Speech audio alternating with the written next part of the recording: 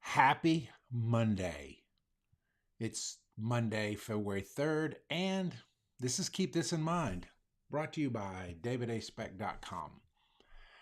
Keep This in Mind is my infrequent lives / podcast / everything that I do comes from a mindset standpoint, and therefore I call it Keep This in Mind. So find me on your favorite podcasting platform. I have a lot of great interviews, and we'll be launching a new season soon. But that being said, I wanted to talk about nonverbal communication or nonverbal perceptions.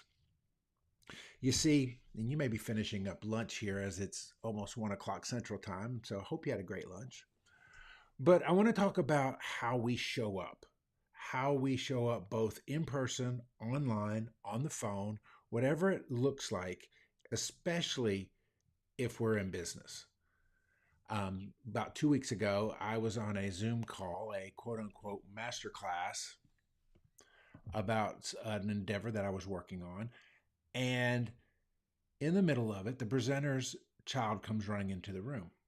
Again, not a big deal for the most part, except here it is.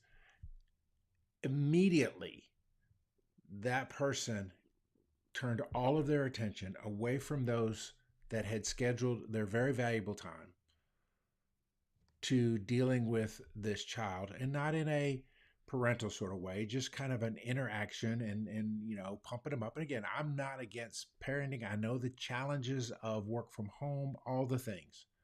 That is not what I'm talking about. What I'm talking about is, what message did that convey to everyone who was on the other side of that screen? What message did it convey when all of a sudden the attention went from here to here to boom, over here for an extended period of time?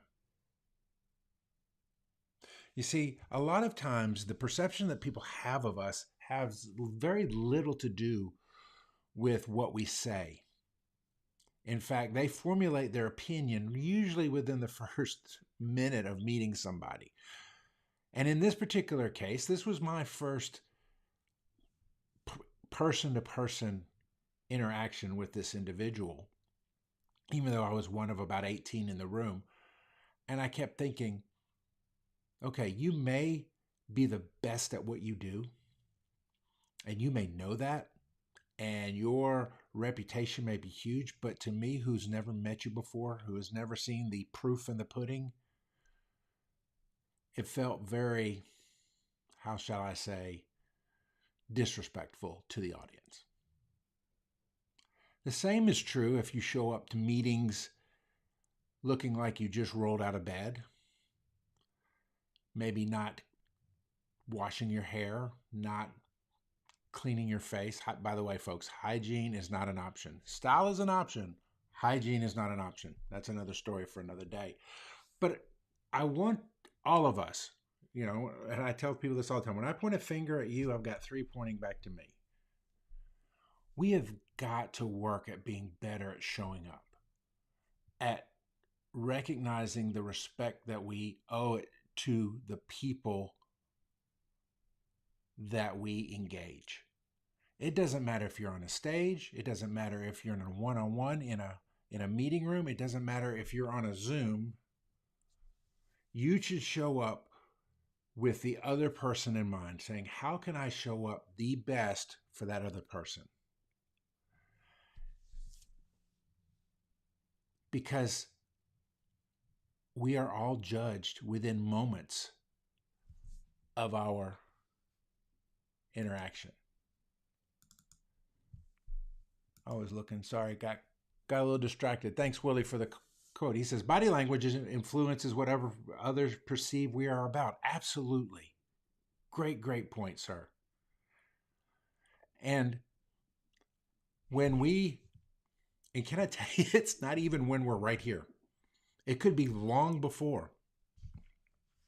How many times have you gone to a Zoom, a webinar, or something, and you're sitting there in the waiting room, and it was supposed to start at the top of the hour, and then it's after the top of the hour, then it's 1 past, 2 past. With every passing minute, your feeling of being disrespected, and maybe that's not the right word, but that feeling that you're not important enough to be on time for, it strikes this chord that really kind of sets the tone for the entire meeting. You're starting from a place, if you're the host and you're late, you're starting from a place of apology. You're starting from a place of, I've got to re-win these people over because I didn't respect them enough to show up on time. Non-verbal communication can speak so much louder than what you say.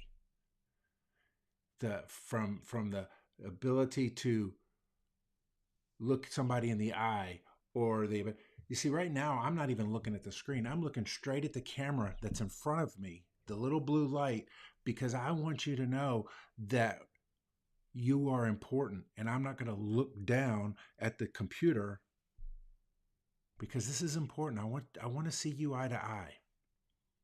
I want you to feel valued. I want you to feel that this moment in time is the most important thing, and you are the most important thing at this moment in time to me. And when you're able to do these things, when you're able to show up on time, when you're able to, I hate to say dress the part because I know, style is a thing, but if you're able to show up as the very best version of yourself for that person is going to feel valued, that you value their time, you value the interaction to the place where they feel good about interacting with you. And it doesn't matter if you're talking to somebody about doing business with them, talking about somebody with a personal matter, even how you show up for your spouse. Saying, I am taking the time to show up as the very best version of me because you are that important to me. So take a lesson that I was learning, I guess, if you will, from this interaction a couple weeks ago, and begin to put a little bit more thought and a little bit more emphasis on how you show up. Before the first words come out of your mouth, before the first text comes out of your phone, before the first FaceTime you do, ask yourself this question: am I valuing the other person enough to show up as the very best version of me? Because they deserve it. They don't deserve a lesser version of me. Yes, we have grace. Yes, there's understanding. And yes, I understand when a child runs into the room. I've got grandkids. I've seen it happen time and again with my son. My grandson will run into the room right in the middle of a business call. But you know what he does? Hey, daddy's on a call. Give me 15 minutes. Boom, right back to it. Not an excessive interaction. We have to know these boundaries. So, jumping into your Monday, I hope you have a great rest of your week, great rest of your day. As I become inspired to share, you'll see more of these lives coming. But I want to encourage you, if you have any questions, go to davidaspeck.com. If you're interested, a lot of you have already read it, but my book is now 99 cents on Kindle. You can get the Kindle version of my book, Old Dogs, New Tricks, version 2.0, for 99 cents on the Kindle platform. I want to get this book in as many hands as possible because I believe that you can be a greater leader.